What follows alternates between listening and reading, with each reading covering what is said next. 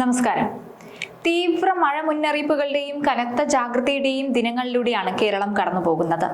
കാലവർഷം കൂടുതൽ കനക്കുമെന്ന കേന്ദ്ര കാലാവസ്ഥാ വകുപ്പിന്റെ പ്രവചനം സംസ്ഥാനത്തിന്റെ വിവിധ ഭാഗങ്ങളിൽ വലിയ ആശങ്ക ഉണ്ടാക്കുന്നുണ്ട്. മലയോര മേഖലകളിലും തീരദേശങ്ങളിലും ഒരേപോലെ ജാഗ്രത ശക്തമാക്കാൻ അധികൃതർ നിർദ്ദേശം നൽകിയിരിക്കുന്നു. മഴക്കെടുതികൾ നേരിടാനുള്ള മുൻകരുതലുകളുടെ ഭാഗമായി സർക്കാരും പ്രാദേശിക ഭരണകൂടങ്ങളും സജ്ജമാണ്. കടലിലും അന്തരീക്ഷത്തിലും ഉണ്ടാകുന്ന പെട്ടെന്നുള്ള കാലാവസ്ഥാ വ്യതിയാനങ്ങൾ മഴയുടെ വ്യാപ്തിയും ശക്തിയും 10 മടങ്ങ് വർദ്ധിപ്പിക്കുന്നതാണ്. കനത്ത മഴയ്ക്കൊപ്പം വീശിയടിക്കുന്ന ശക്തമായ കാറ്റും മണ്ണിടിച്ചിൽ ഭീഷണിയും ജനജീവിതത്തെ സാരമായി ബാധിച്ചിട്ടുണ്ട്. നദികളിലെയും ജലാശയങ്ങളിലെയും ജലനിരപ്പ് ഉയർന്നതോടെ താഴ്ന്ന പ്രദേശങ്ങൾ വെള്ളപ്പൊക്ക ഭീഷണി നേരിടുകയാണ്. അതിശക്തമായ മഴയ്ക്ക് സാധ്യതയുള്ള 8 ജില്ലകളിൽ കേന്ദ്ര കാലാവസ്ഥാ വകുപ്പ് റെഡ് അലർട്ട് പ്രഖ്യാപിച്ചു. പത്തനംതിട്ട, കോട്ടയം, ഇടുക്കി, എറണാകുളം, കോഴിക്കോട്, വയനാട്, കണ്ണൂര്, കാസർഗോഡ് ജില്ലകളിലാണ് റെഡ് അലർട്ട്. ആലപ്പുഴ, തൃശൂർ, പാലക്കാട്, മലപ്പുറം ജില്ലകളിൽ ഓറഞ്ച് അലർട്ട് ആയിരിക്കും. നാളെ പത്തനംതിട്ട, ആലപ്പുഴ, കോട്ടയം, ഇടുക്കി, എറണാകുളം, കോഴിക്കോട്, വയനാട്, കണ്ണൂര്, കാസർഗോഡ് ജില്ലകളിലും ഓറഞ്ച് അലർട്ടാണ് പ്രഖ്യാപിച്ചിരിക്കുന്നത്. വ്യാഴാഴ്ച പത്തനംതിട്ട, കോട്ടയം, ഇടുക്കി, എറണാകുളം ജില്ലകളിൽ ഓറഞ്ച് അലർട്ടാണ്. തിരുവനന്തപുരം, കൊല്ലം, തൃശൂർ, പാലക്കാട്, മലപ്പുറം ജില്ലകളിൽ നാളെയും, തിരുവനന്തപുരം, കൊല്ലം, ആലപ്പുഴ, തൃശൂർ, പാലക്കാട്, മലപ്പുറം, കോഴിക്കോട്, വയനാട്, കണ്ണൂർ, കാസർഗോഡ് ജില്ലകളിൽ മറ്റന്നാളും യെല്ലോ അലർട്ടാണ്. ശക്തമായ മഴ തുടരുകയും റെഡ് അലർട്ട് നിലനിൽക്കുകയും ചെയ്യുന്ന സാഹചര്യത്തിൽ വയനാട് ജില്ലയിലെ വിദ്യാഭ്യാസ സ്ഥാപനങ്ങൾക്ക് കളക്ടർ അവധി പ്രഖ്യാപിച്ചു.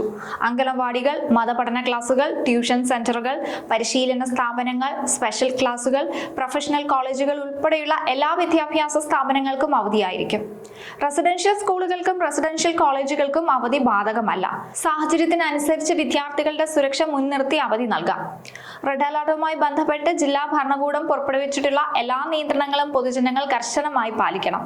വിനോദസഞ്ചാരികൾ അതീവ ജാഗ്രത പാലിക്കേണ്ട ഒരു സമയം കൂടിയാണ്. സുരക്ഷിതമായ താമസ സ്ഥലങ്ങളിൽ തുടരുകയും അധികൃതരുടെ നിർദ്ദേശങ്ങൾ കൃത്യമായി പാലിക്കുകയും ചെയ്യണം. താമരശ്ശേരി ചുരം, ബോയ്സ് ടൗൺ, പാൽച്ചുരം വഴിയുള്ള യാത്രക്കാർ അതീവ ജാഗ്രത പാലിക്കണം. അത്യാവശ്യമല്ലാത്ത യാത്രകൾ എല്ലാവരും പരമാവധി ഒഴിവാക്കേണ്ടതാണ്. കാരണം ഈ സമയത്ത് യാത്രകൾ അത്ര സുരക്ഷിതമല്ല. രാജ്യത്ത് അടുത്ത 2 ആഴ്ചക്കാലം തെക്ക് പടിഞ്ഞാറൻ മൺസൂൺ കൂടുതൽ സജീവമാകുമെന്നാണ് കാലാവസ്ഥാ നിരീക്ഷണ കേന്ദ്രത്തിന്റെ വിലയിരുത്തൽ. ഇന്ത്യൻ മഹാസമുദ്രത്തിലും ബംഗാൾ ഉൾക്കടലിലും രൂപപ്പെടുന്ന അനുകൂല സാഹചര്യങ്ങൾ വ്യാപകമായ മഴയ്ക്ക് വഴിയൊരുക്കുമെന്നാണ് ശാസ്ത്രജ്ഞർ വ്യക്തമാക്കുന്നത്. നാളെയുടെ സുരക്ഷിതത്വം ഇന്ന് നമ്മളെടുക്കുന്ന ജാഗ്രതയെ ആശ്രയിച്ചാണ് ഇരിക്കുന്നത്. പ്രകൃതിയുടെ മുന്നറിയിപ്പുകളെ ലഘുവായി കാണാതെ കുടുംബത്തിന്റെയും സമൂഹത്തിന്റെയും സുരക്ഷയ്ക്ക് മുൻഗണന നൽകണം. ജനപ്രതിനിധികളും ദുരന്ത നിവാരണ സേനകളും നൽകുന്ന നിർദ്ദേശങ്ങൾ പൂർണ്ണമായും അനുസരിക്കുക. കാറ്റിലും മഴയിലും മരങ്ങൾ കടപുഴകി വീഴാനും വൈദ്യുത ലൈനുകൾ പൊട്ടി വീഴാനുമുള്ള സാധ്യത വളരെ കൂടുതലാണ്. അതുകൊണ്ട് തന്നെ അറ്റകുറ്റപ്പണികൾ പൂർത്തിയാക്കുന്നതുവരെ അപരിചിതമായ ജലാശയങ്ങളിൽ ഇറങ്ങുന്നതും മുറിഞ്ഞു വീണ ലൈനുകളുടെ അടുത്ത് പോകുന്നതും ഒക്കെ ഒഴിവാക്കണം. തീരദേശ മേഖലകളിലും മലയോര പ്രദേശങ്ങളിലും താമസിക്കുന്നവർ അടിയന്തര സാഹചര്യങ്ങളിൽ മാറി താമസിക്കാൻ മടിക്കരുത്. അത്യാവശ്യ മരുന്നുകൾ, പ്രധാനപ്പെട്ട രേഖകൾ, ടോർച്ച്, കുടിവെള്ളം എന്നിവയടങ്ങിയ എമർജൻസി കിറ്റുകൾ കയ്യെത്തും ദൂരത്ത് കരുതി വെക്കുന്നത് വളരെ നല്ലതാണ് ഈ സമയത്ത്. പ്രത്യേകിച്ച് എങ്ങോട്ടെങ്കിലും മാറണമെങ്കിൽ ഇതുകൂടി കൊണ്ടുപോയാൽ വലിയ സഹായമായിരിക്കും ഈ സമയത്തൊക്കെ. നമുക്കറിയാം, കഴിഞ്ഞ കുറച്ച് വർഷങ്ങളായിട്ട് ഈ മഴ സമയത്തൊക്കെ കേരളത്തിൽ വലിയ ബുദ്ധിമുട്ടാണ് നേരിടുന്നത്. അനധികൃതമായിട്ടുള്ള റോഡ് നിർമ്മാണം, ഓട നിർമ്മാണം, ഇതൊക്കെ കൊണ്ട് പലയിടത്തും വെള്ളപ്പൊക്കവും വീടുകളിലേക്കൊക്കെ വെള്ളം കെട്ടിക്കയറുന്ന ഒരു സാഹചര്യമൊക്കെ നിലവിലുണ്ട്. പല റോഡുകളും ടൗണുകളും ഒക്കെ പൂർണ്ണമായിട്ട് മുങ്ങിക്കഴിഞ്ഞു.